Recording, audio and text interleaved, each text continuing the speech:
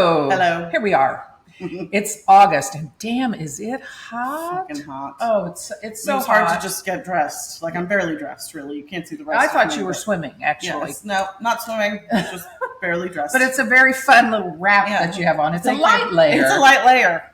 I'm Candace. I'm Natalia. And this is not a single fork, just another podcast about food and cooking, but keeping it real. Real.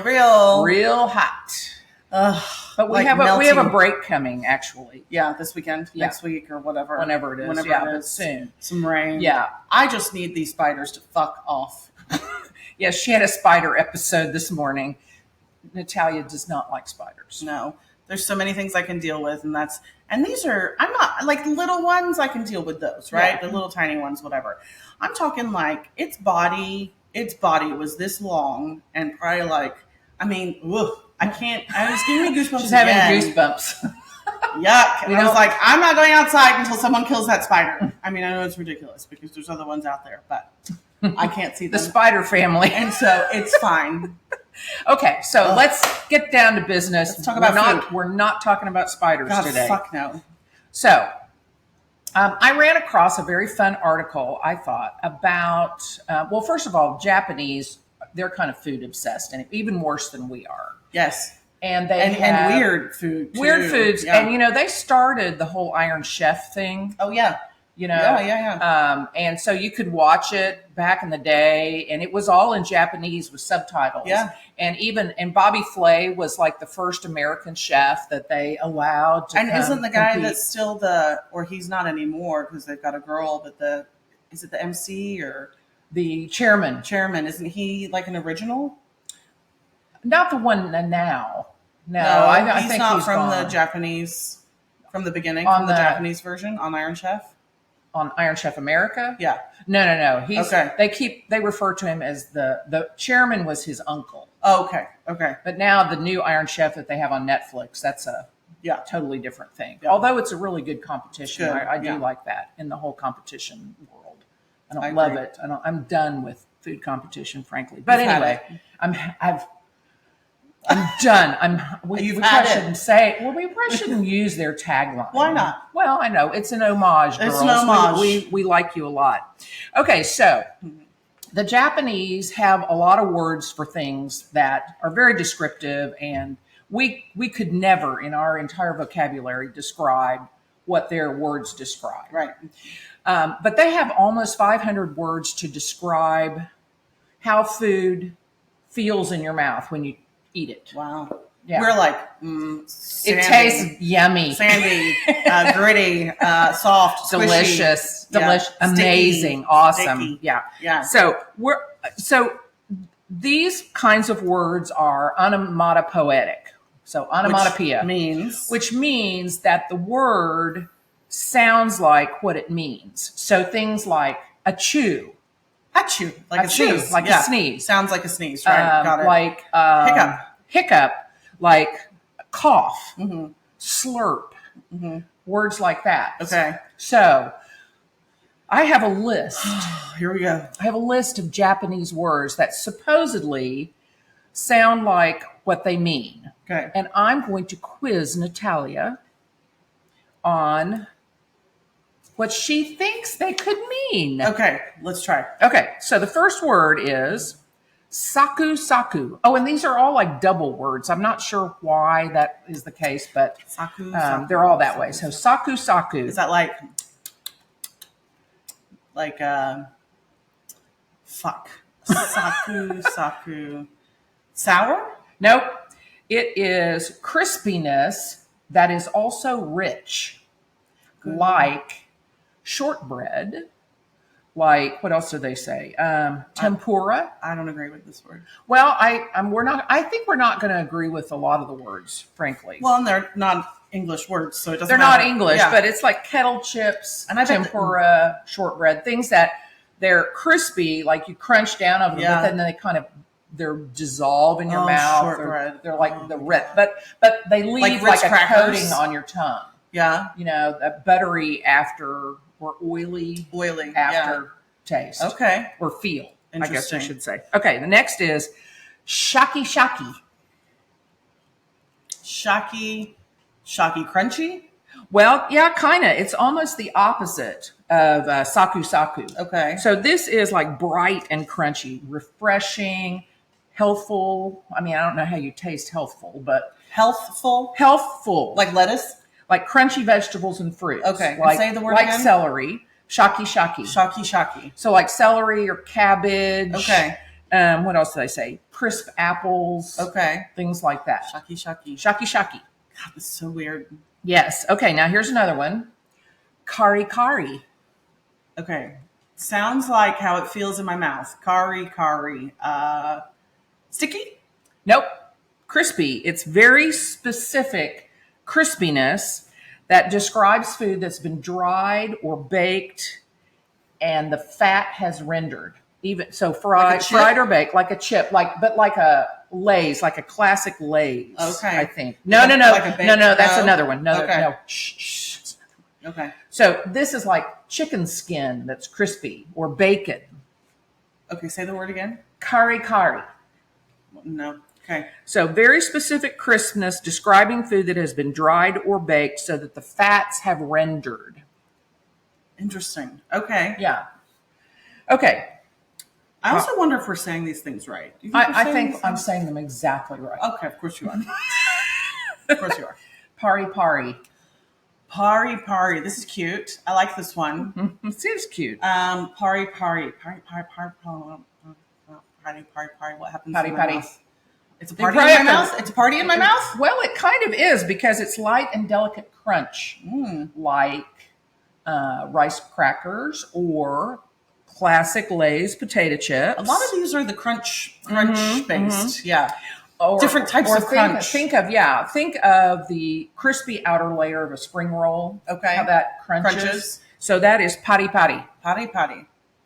Okay. Fua.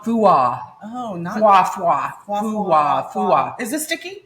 This is. Is it crunchy sticky? Because everything's No, fucking it's not crunchy. No, it's airy fluffiness. Fwa. Okay. Fwa. So like soft and pillowy Fwa. foods like marshmallow and pancakes. Fua and chiffon cake. Ooh, fwa in my mouth. Yes.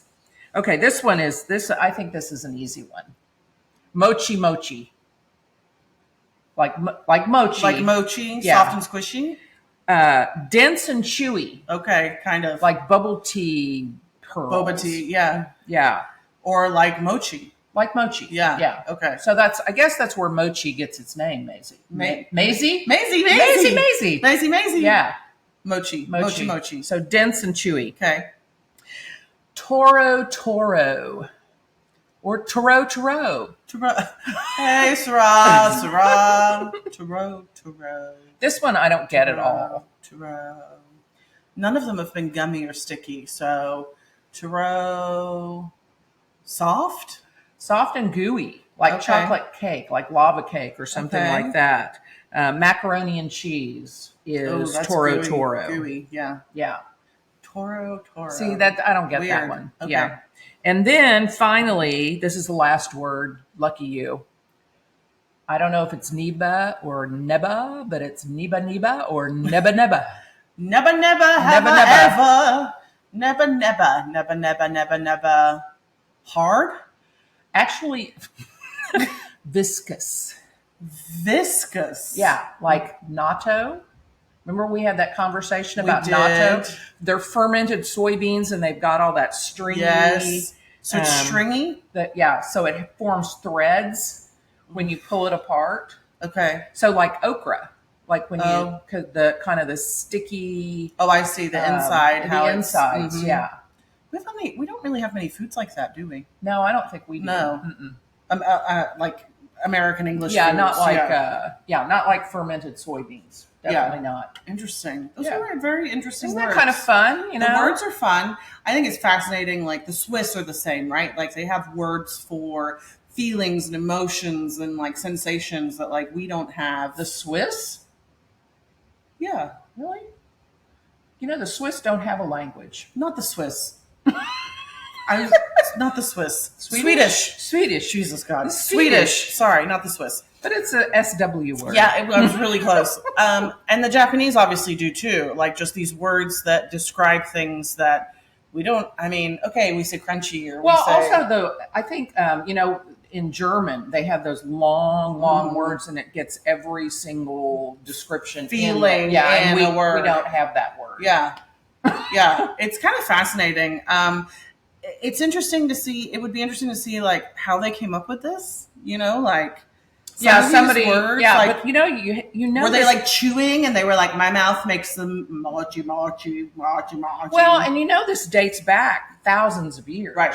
So it's not like someone did it yesterday. No, so Yeah. I thought it was so interesting that they're so food consumed that they have all these. I mean, 500 words. That's a lot of words. We have like 130. Yeah. For just crispy, chewy, for description of words, to describe words or describe foods rather in your mouth, in your mouth, yeah. That's pretty fascinating. Yeah. So before we wrap it up, because we still have time here, we have lots of time, a lot of time. I want to say a few words about canning, because we had made a promise about canning, and we showed you all my canning tools. Here's a few words about canning. It's like a PSA. Yeah, it kind of is, because we were going to do a whole video series actually for our online recipe collection about canning. And I am a big proponent of what's called historically the open kettle method, which is what my mother did, which they did back in the day. Everyone did it. So open kettle canning involves having your jars are very hot, and then your canning lids are sterilized and in water. I think we touched on this last time. Yes. And then what you're canning is already cooked. So jams, jellies, salsas, things like that. Well, I like to can that way personally, and I will continue to can that way. However, the USDA and many food organizations and health organizations say it's a no-no. You don't do that anymore. You cannot. So how are you supposed to can now? You have to either water bath or you have to pressure cook. Okay, and this is for like everything. But why? Because they say that with open kettle, you run the risk of developing bacteria somewhere in that process. And so if you, after you get everything in the jar, and even though you screw it down and it seals and you actually get a sealed ping, they still say that bacteria could have gotten in there. And you don't want to, and I don't want anyone to get sick because I'm telling you, oh, fuck that. You can just do the open kettle method. I'm not doing that. That's not responsible, and I'm not going to do that. So we're not going to show you how to do it. So I'm not going to show you how to do that the way that my mother did it for, 50 years, and no one ever got sick, but it could happen. I mean, there's so many new rules, and it's not just with food. It's with everything, right? Babies and... especially babies. I mean, I just think I rolled around in the backseat of a car. I don't think I even had a car seat. Oh, yeah, it was just... Yeah, it was like, hold on, we're stopping. Hold on. So, I mean, things change all the time, and I'm sure for 100% safety reasons, that's why, I could see something slipping by, I suppose, but very rarely, I'm probably. Gonna, personally, for my home canning, so just beware. Don't take any of my canning goods. Because I'm going to continue to can that way because I've had great success with it. I grew up with it. Yeah. And I'm not mass producing it for, general public use. But that being said, that's why we're not going to do an online canning class because this is the way that Candace knows how to can. Well, and I water bath process when it's necessary, but it's long and involved, really. And even though my boyfriend has kind of like a modified water bath processing method that I don't think it's right either, but he does process them in a water bath. What does he do? He doesn't have like the big kettle that has the insert. where you lift them in and out. Right. You just put them down in a big boiling pot of water. Yeah. Okay. So I'm not sure You're not about sold that. on that either. I don't know that that's okay either, but you're gonna it eat works it. for him. Yeah. I mean, it's whatever. Yeah.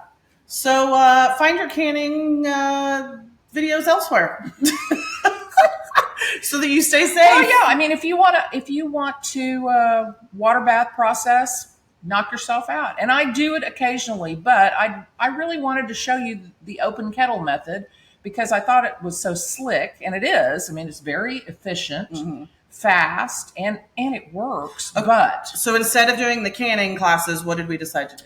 we decided to do an end of harvest video review, Which was zucchini and tomatoes and eggplant. Yes. That was all, right? Yeah. That was, and we did like 3 or 4 different recipes. We used eggplant only in one, I think. Right. We did have an interesting discussion about eggplant. Yes, we did. And I want to bring that up because I don't think many people know about this. Just happened. We had a discussion about eggplant, and you're not supposed to eat. I mean, if eggplant is soggy or old, don't eat it because it's possible that it will poison you. Well, I mean, you can't keep it, just like most foods, fresh food, you can't keep it forever. Yeah, but it's a nightshade. It is a nightshade. So it runs the risk of actually, like, you could So do go, tomatoes are a member of the nightshade family also. Yeah, I'm going to look what else But is when you talk eggplant, so if you leave it in even if it's in your hydrator and you've kept it cold, it will start to get really soft and it will weep actually through the pores. Even though it has a very thick skin, it will weep. And if you don't throw it away and you try to cook it, it's not going to last forever. So if you try to cook it, you run the risk of being poisoned by it. And I know that because my boyfriend did that. And had like an anaphylactic. He had anaphylactic shock, not shock, but he went into anaphylaxis. Yeah. And luckily he had Benadryl in his house. So it says nightshade is a family of plants that includes tomatoes, eggplants, potatoes, and peppers. Tobacco is also in the nightshade family. You're not going to eat that, so it doesn't matter. It's interesting because potatoes you don't really eat when they get. Well, if potatoes go green, yeah, you can get sick. You really shouldn't eat them. Yeah. Okay, interesting. Yeah. Huh. Yeah. Well, nightshades. There you go. Nightshades. Yeah. And tomatoes. So if they smell like you cut them open and they have that kind of very acidic. I've eaten a tomato like that and it's gross. It's awful. And that awful. Means, it's turning, it's rotting. And so the nightshade chemicals are expressing themselves. And actually they're telling you not to eat it. Don't eat it. Don't eat it. It's like smelly fish. Don't eat smelly fish. Don't eat smelly fish. No. Is that it? Don't eat smelly fish. Don't eat smelly fish or smelly vegetables. No, I take that back. You can eat broccoli and cauliflower and cabbage. They're already Brussels sprouts. Brussels sprouts. They're smelly too. Yeah, but they're not. I don't think they're smelly when you cut into them. I think they're smelly when you cook them. Yeah, well, you know what? Cabbage, you can cut into it, and if it's smelly cabbage, it can be really smelly. But that usually means that it tastes really good. Yeah. So it doesn't apply to every vegetable, but things that are members of the nightshade family, you just have to be careful, just in general. And you don't want to eat rotten, stinky food anyway. You don't want old food. That's not good for you. No, you might as well just have Candace's canning at that point. Even though I showed you all my beautiful cannings, and many people have eaten my cannings. I've eaten it. I'm fine. Yeah, we're all fine. Everything's fine. Whatever. Yeah. But we won't show you how to do it because that wouldn't be a responsible thing to do. We don't want anyone to get sick out there. That's right. So I guess we'll say, stay fresh. Pari bags.